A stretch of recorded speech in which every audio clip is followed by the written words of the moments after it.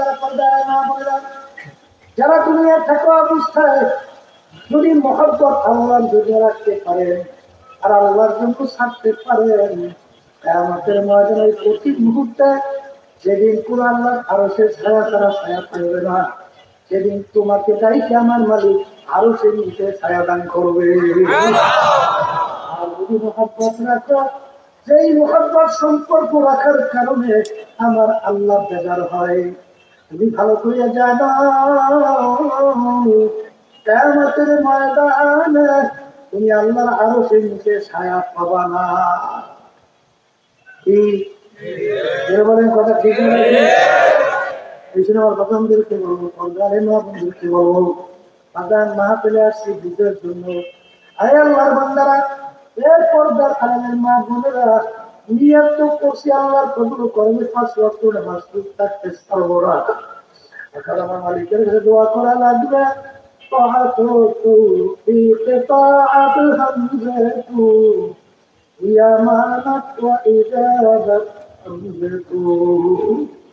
আমার মালিক, আমার মাসুক, আমার মাওলা, তোমার পর্যন্ত পৌঁছা কোনদিন আমাদের দ্বারা সম্ভব না।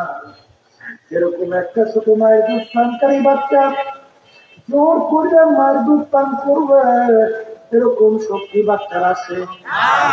জোরে কাছে হ্যাঁ, জোর করে মারে কান্ডে যদি দুধ থেকে শক্তি বাচ্চার আছে। কিন্তু বাচ্চার ক্ষেত্রে একটা অস্ত্র আছে, একটা হাতিয়ার আছে। বাচ্চার কিন্তু একটা অস্ত্র কান্দে। মা বাচ্চাকে ফালাইয়া যখন কাজ করে, বাচ্চার যখন পেটের ভিতরে ক্ষুধা লেগে যায়, তখন এই বাচ্চা ওয়া করে চিল্লায়। বাচ্চার কান্না মায়ের কলিজার ভিতরে আঘাত লেগে যায়। মায়ের কাছে হাতে ফিরে ঠাস করে পুড়িয়ে মা দৌড়ে আসে, দেখে বাচ্চার তামাম গায়ে পায়খানা প্রস্রাবে ভরা। বাচ্চাকে রাত্রি আগুনেও ফেলায় না, পানিতেও ফেলায় না, ধোয়াইয়া পোতাইয়া কোলে নেয়, আদর করে চুমা দেয়। কবরের রাত্রি মা সন্তানকে যত মহব্বত করে, তার সে 100 গুণ 1000 গুণ বেশি মহব্বত করে আমার মাওলা বান্দা বান্দিকে। আমার মালিক বড় দয়ার, আমার মাওলা বড় মায়ার মাওলা। আমার মালিক কেমন মায়ার মাওলা! বুড়া বলতে গেলে এমন কোন গুণা নাই করে নাই। হঠাৎ বুড়ার মৌতের কথা মনে পড়িয়া গেল, কবরের কথা মনে পড়িয়া গেল। আরে ওই কবরে আমার কি উপায় হবে, কিয়ামতের মাঝে আমার কি উপায় হবে? আরে এই চিন্তা করিয়া বুড়া চিন্তা করলো, হক্কানি আলেমের কাছে যাওয়া লাগবে, তাওবা করা লাগবে, তারপর মালিককে খুশি করে কবরে যাওয়া লাগবে। বুড়া রওনা করছে হক্কানি আলেমের বাড়ির দিকে। পথের মধ্যে বুড়ার হায়াত শেষ, বুড়া পথের ভিতরে মারা গেছে। বেহেশতের ফেরেশতা আসছে বুড়ার রূহকে বেহেশতে নেওয়ার জন্য। জাহান্নামের ফেরেশতাও আসছে বুড়ার রূহকে জাহান্নামে নেওয়ার জন্য। বেহেশতের ফেরেশতারা বলে, বান্দার তো কোনো দোষ নাই, বান্দা তো তওবা করার জন্য রওনা করছে, পথের ভিতরে হায়াত শেষ, বান্দার কি দোষ, রূহ আমরা পাবো। আর জাহান্নামের ফেরেশতা বলে, বান্দা তো এখনো তওবা করতে পারে নাই, রূহ তো আমরা পাবো। আল্লাহ রাব্বুল আলামিন ডাক দিয়ে বলে, ফেরেশতারা জমিন মাপো, দেখো আমার বান্দা যেখানে মারা গেল সেখান থেকে আলেমের বাড়ি কাছে না তার বাড়ি কাছে। যদি তার বাড়ি কাছে হয়, আলেমের বাড়ি দূরে হয়, তাকে রূহ নিয়ে দেবে জাহান্নামের ফেরেশতা। আর যদি আলেমের বাড়ি কাছে হয়, তার বাড়ি দূরে হয়, রূহ নিয়ে দেবে বেহেশতের ফেরেশতা। ওদিকে আল্লাহর বান্দা যেখানে মারা গেল সেখান থেকে আলেমের বাড়ি ছিল দূরে, তার বাড়ি ছিল কাছে। আল্লাহ রাব্বুল আলামিন জমিনকে ডাক দিল, জমিন ও জমিন, আমার বান্দার জন্য আলমের বাড়ি কাছে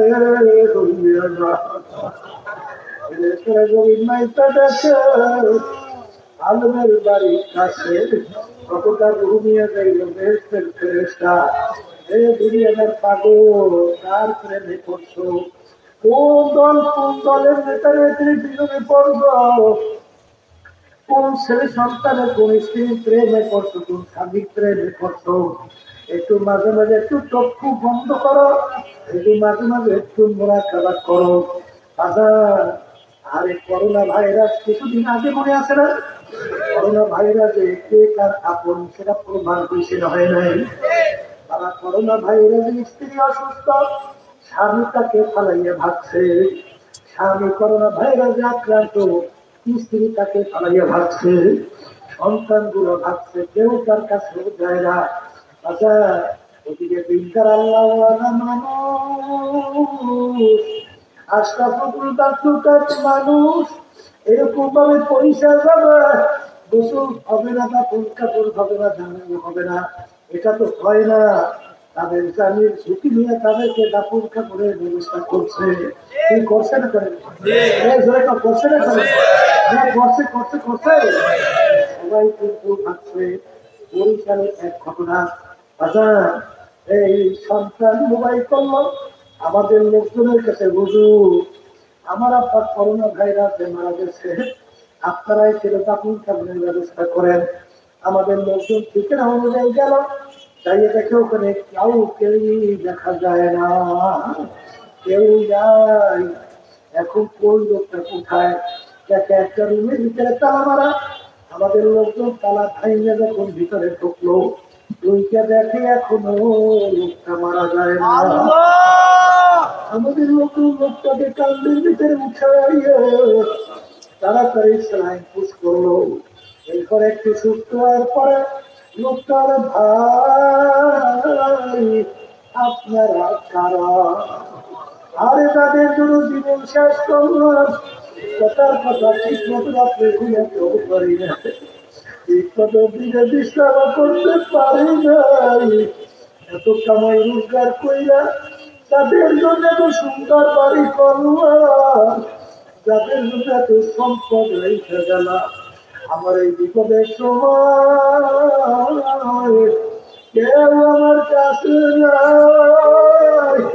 ভাই আপনারা কারা? কোথা থেকে আপনারা আসছে? ভাই কলম কাগজ নিয়ে আসে, সমস্ত সম্পদ আপনাদের এখানে লিখে দিয়ে যাবো। এই তো যাদের জন্য জীবন শেষ করতেছ।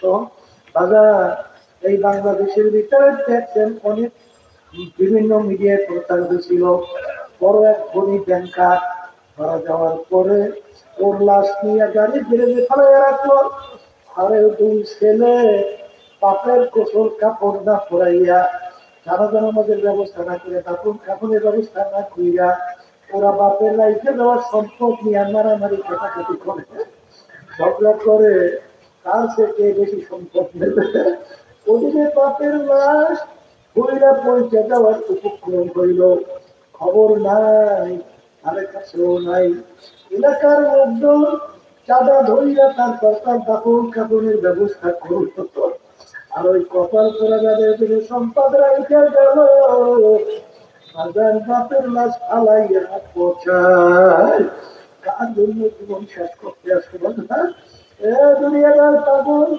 ফরিদপুর গেছিলাম, একজন আমাকে বলতেছে, হুজুর একটা বড় ধনী মানুষ মারা যাওয়ার পরে যখন অন্ধকার হয়ে আসতেছে, ঘরের ভিতর থেকে ডাক দিয়ে বলে তাকে লাশ রাখতে ঘরে রাখা যাবে না।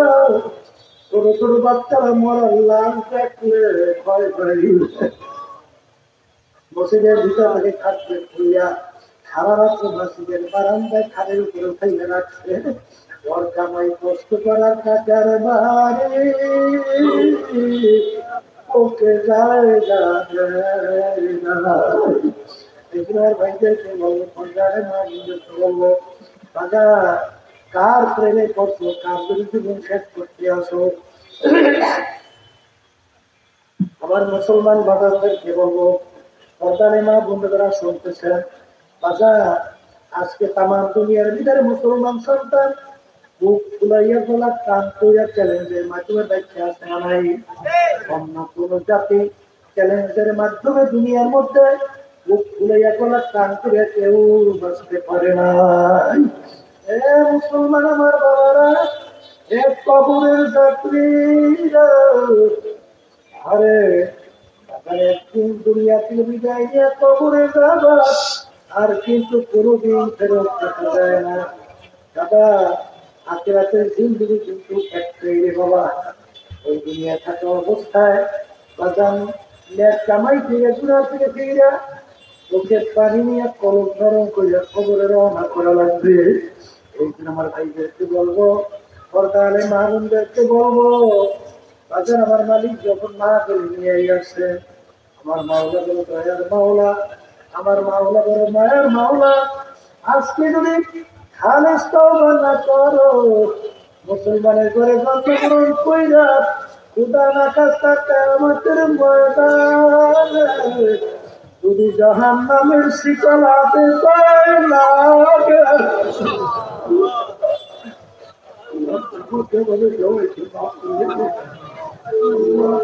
সবাইকে ভাগ করে দেবে। কোরআন ছাড়ে জাহানে বইতে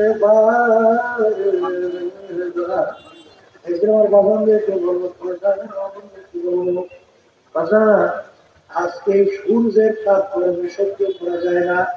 আজকে 9,30,00,000 মাইল দূরে সূর্য, সূর্যের পৃথিবীর তাপ উপরের দিকে, তাপ কম নিচের দিকে। বাজার কিয়ামতের ময়দান আমার মাওলা এই সূর্য মাথার উপরে মুখ দিয়ে সাইয়া দেবে। আমার মালিক বলবো, সূর্য তোর ভিতরে যত তাপ আছে আবার বন্ধু আমি মাওলা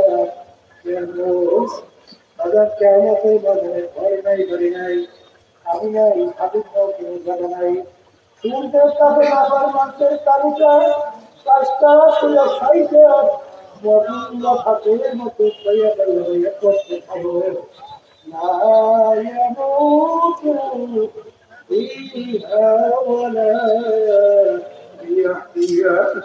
আমি বাঁচবেও না, মরবেও না। হে দুনিয়াদার পাগল আমার বাবারা, হে বেনুক আমার বাবারা, হে শৌখিন আমার বাবারা, হে পর্দার আড়ালের মা বোনেরা, একটু দুনিয়ার আগুনে আগুন ঢুকাইয়া দেখো, কয় মিনিট কয় সেকেন্ড আগুনে আগুন রাখতে পারো না। একটা 1 মিনিট ঠান্ডা রাখার শক্তি দুনিয়ার কোনো মানুষের নাই।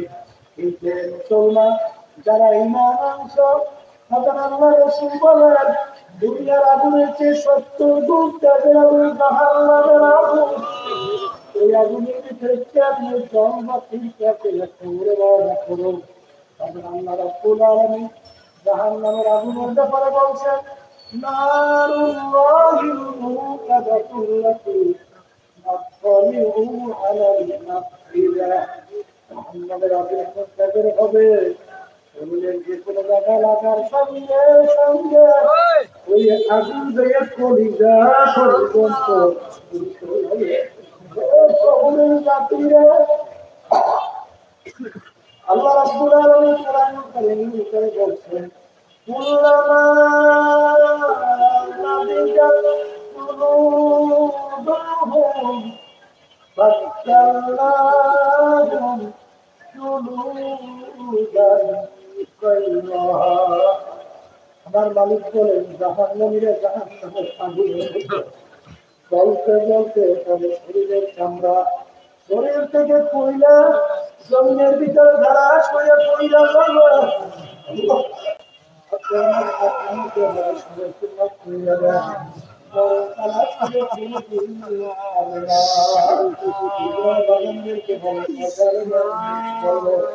মুসলমান বলতে কি চোখে পানি নিয়ে গরম কমে যাবে, কিন্তু বাজার তোমার আমার পিছনে লাইয়া দুনিয়ার ভিতরে লিপ্ত করার চেষ্টা করে। ওই শয়তানের মৎস্য দিয়ে বাঁচার জন্য আমার মালিক বলছেন, তোমরা সবই বাচ্চাদের সঙ্গী হও। এই দিন আয়োজন করতে বলবো আর গানে আগুন দেখতে বলবো আমরা সাহায্যের সঙ্গী হইলে কাজ করা সহজ হয় গুনাহ থেকে ফেরা সহজ হয় আল্লাহ আপনি আমাদের সবাইকে তাও ঠিক করুন